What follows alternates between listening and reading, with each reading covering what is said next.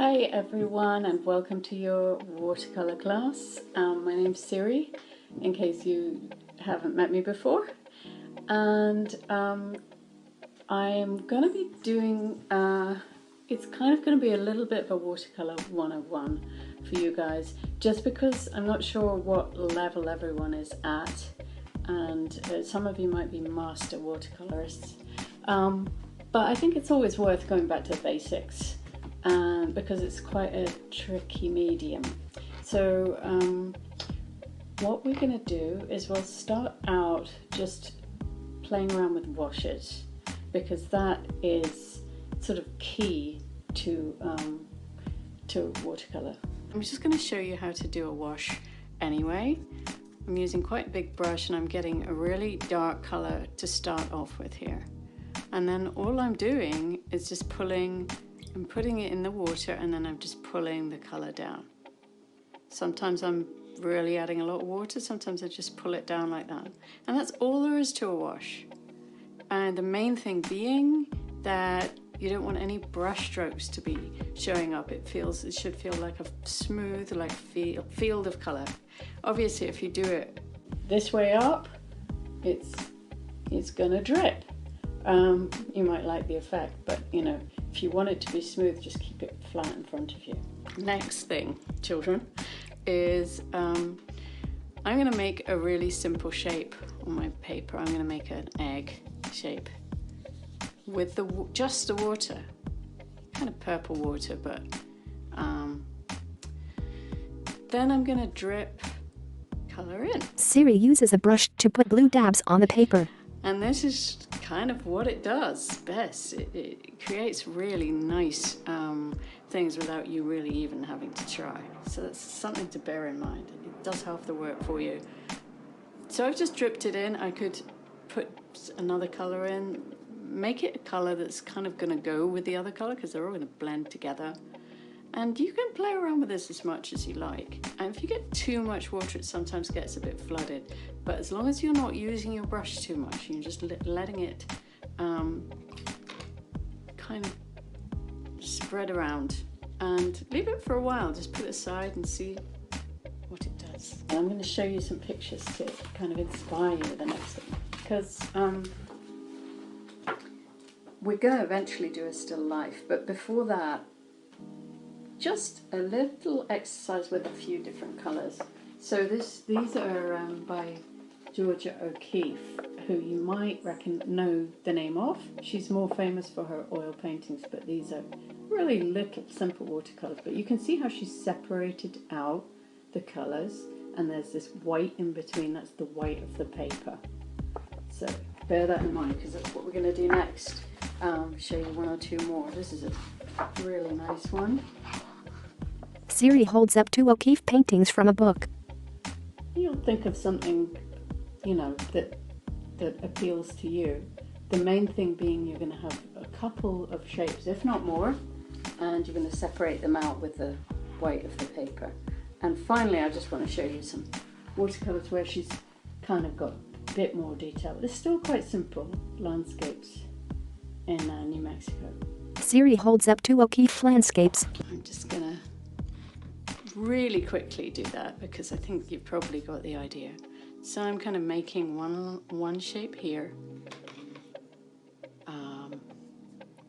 another shape here. Siri uses a brush to apply red paint above the blue on the paper. But I'm separating them out. Siri uses the brush to spread out the red paint. And I'll maybe just do one shape in the middle of there, and then I can add different colours into each of the areas. It doesn't look quite so kind of basic. Now I could put some, you know, orange in here. Siri applies orange paint within the red paint. And it will just find the lines, which is kind of cool. And purple. Siri applies purple paint within the blue paint. Alright, the other thing you can do is use a rag, of which I have many these days, and you could blot it down like that to create texture if you feel like it. Siri blots the paint on the paper with a rag.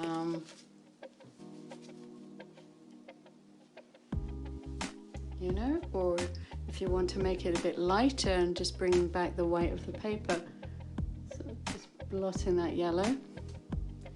So, you know, that's my beginning. I could go on, but that's just to give you an idea of, you could do a really complex one with a lot of different shapes, but just leaving that white in between the shapes is key.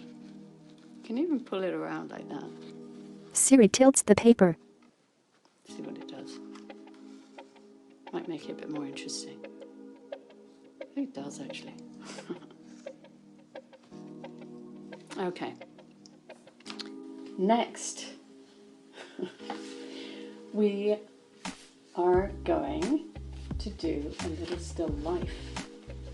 Just one object. If you can find some kind of something with a simple shape, one color preferably. I've got this, which is just like a little bottle, and I like the color of it, and I'm going to put it hopefully in the sun so you'll be able to see that it's, whoops, it's got light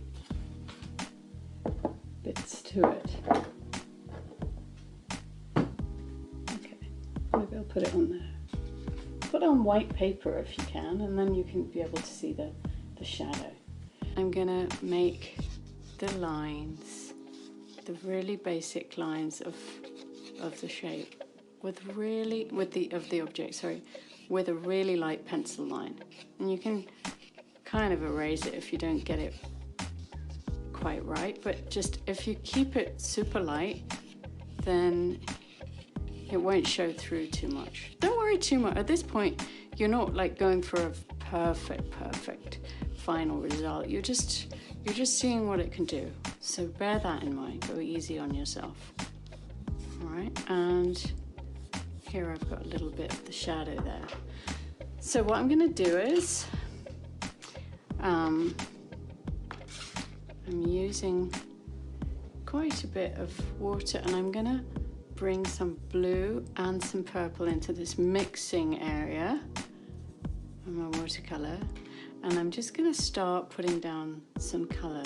It's super light at this point. Applies purple on paper. And one of the things I want you to do is really bear in mind where the light hits your object, and see if you can leave it light where that happens.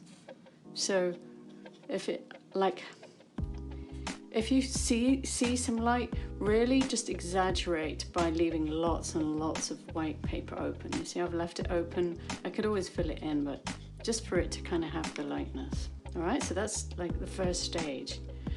And then all I'm going to do is just make a darker version of the color I was using. So you're not bringing any different color in. You're just you're rubbing it around, not that hard, but you know, just getting a bit more color. And then let's see what that does. And it's going to blend in to, you know, because it's still wet, it's going to blend in with what you've already done. If you don't want it to do that, you're going to have to wait for it to dry and do, you know, something else at a different stage, which I might do with this.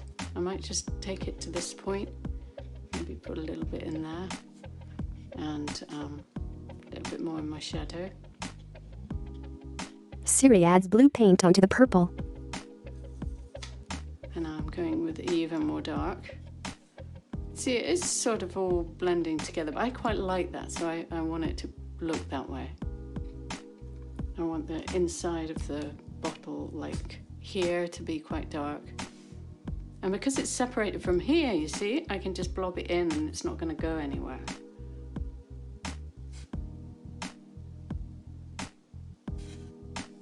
Siri applies darker blue paint.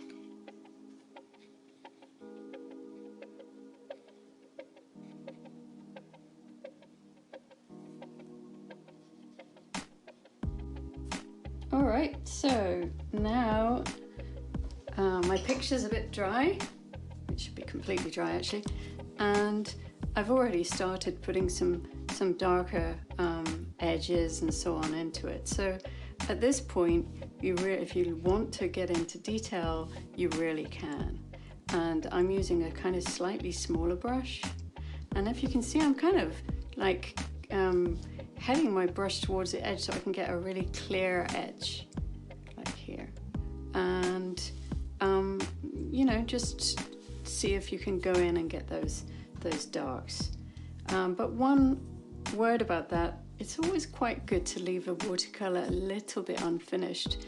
There's just something really nice, at least in my opinion, about a kind of like a sort of open, slightly sketchy watercolor rather than one that's been overworked.